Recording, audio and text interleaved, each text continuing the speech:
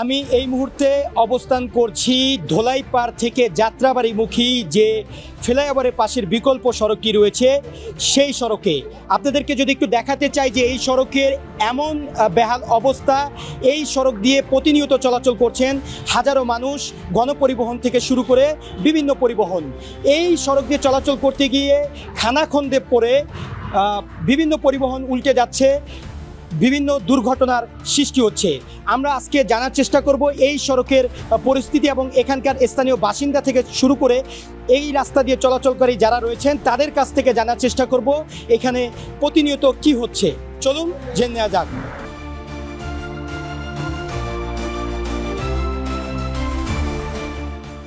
শুধু ফ্রেশই উন্নত মানের সয়াবিন বীজ ইম্পোর্ট করে নিজেদের ফ্যাক্টরিতে উৎপাদন করে বলে তেল থাকে ফ্রেশ, যা আপনার ব্যাড কোলেস্ট্রল কমায়।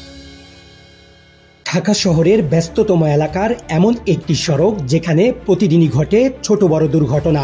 সিএনজি উল্টে যায়, বাস আটকে পড়ে, কাভার ভ্যানে আটকে থাকে পণ্য। এই দুর্ভোগ যেন এখানকার নিত্য সঙ্গী হয়ে দাঁড়িয়েছে। আমি জানি না উল্টে ভরিয়েছে গাড়ি, আমার সমস্যা হয়েছে, পায়ের সমস্যা হয়েছে, আবার গাড়ি পরিস্থিতির উন্নতি দরকার। রাস্তার যাত্রাবাড়ি এমন একটা গুরুত্বপূর্ণ জায়গা, সেখানে ফ্লাইওভারের এখানে এই যে শরীয়তপুরের গাড়ি সহ বরিশাল, খুলনা, দক্ষিণবঙ্গের টোটাল গাড়িগুলো এই রাস্তা দিয়ে ঢুকে। দেখেন আপনি সাংবাদিক হিসেবে আপনি নিজেই দেখেন এখানে রাস্তার কি অবস্থা। এই রাস্তা অতি দ্রুত, অ্যাজ আর্লি অ্যাজ পসিবল এটা ডেভেলপমেন্ট দরকার, এটার উন্নতির দরকার, নাহলে আমরা তো ঢাকায় এন্ট্রান্স করতে পারছি না। বৃষ্টির দিনে অবস্থা আরও ভয়াবহ হয়। কাদা পানিতে ঢেকে যায় পুরো রাস্তা, গর্ত বোঝা যায় না, ফলে বাড়ে দুর্ঘটনা। স্থানীয় দোকানদার, রিক্সাওয়ালা, নারী শিশু সবাই যেন বন্দী এই দুর্ভোগে। পরিস্থিতি এরকম গাড়ি যে এই পর্যন্ত 3-4টা অ্যাম্বুলেন্স আটকে গেছে গা, অনেকগুলো হাইওয়ে আটকাইছে, সকাল থেকে 3-4 জন রিক্সা যাত্রী সহ উল্টা পড়ে গেছে গা। এই যে বর্তমান পরিস্থিতি, এখানে ভয়ঙ্কর একটা অ্যাক্সিডেন্ট, যদি একটা প্রেগনেন্ট মহিলা যায় বা কোনো রুগী ইমার্জেন্সি নিতে যায়, তার অনেক একটা গুরুতর দুর্ঘটনা ঘটতে পারে। প্রচুর সমস্যা, গাড়ি মনে করলেন প্রতিদিন পোল্ট্রি খাইতেছে। তাদের কাছে অনুরোধ যে দ্রুত আমাদের এই কাজটা ধরার জন্য। গত কুরবানিদের আগে ওই পাশটা কাটা হয়েছে, কিন্তু কাটা হওয়ার পরও কুরবানিদের পরে এখনো কোনো ব্যবস্থা নেওয়া হয় নাই। ওই পাশে রাস্তা অনেক বড় গর্ত আছে। কিছুদিন আগে একটা আমি আসতেছিলাম কলেজ থেকে, তখন দেখলাম অটো রিক্সা পড়ে গেছে, কিন্তু মানে অনেক খারাপ অবস্থা, মানুষের মাথা মুথা ফেটে গেছে, কিন্তু এখন পর্যন্ত কোনো ব্যবস্থা নেওয়া হয়নি। স্থানীয় বাসিন্দারা বলছেন দীর্ঘদিন ধরে অভিযোগ জানানো হলেও কাজের কাজ কিছুই হয়নি।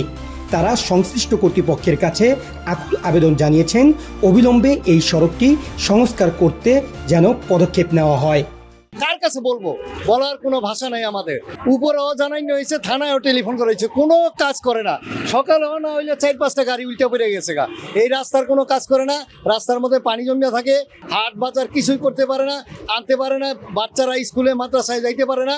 এই কতদিন আগে আমরা একটা মিছিল করছিলাম, কিন্তু তারপরও উদ্ধত কর্মকর্তা এর কোনো কানে দেয়নি, কোনো দেহার কেউই নেই। সরকার আছে বললে আমার মনে হয় না। এই যত তাড়াতাড়ি সম্ভব এই রাস্তাটা সংস্কার করার ব্যবস্থা করা হোক।